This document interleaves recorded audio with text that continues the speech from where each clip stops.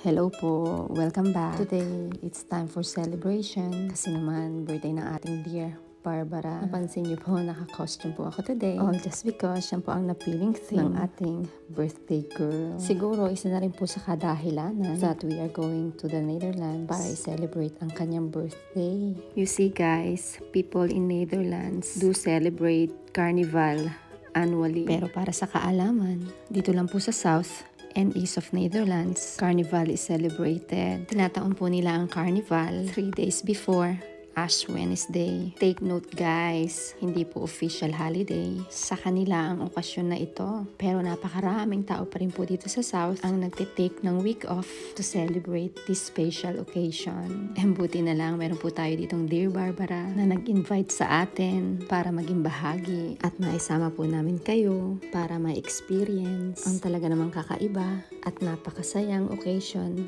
na ito.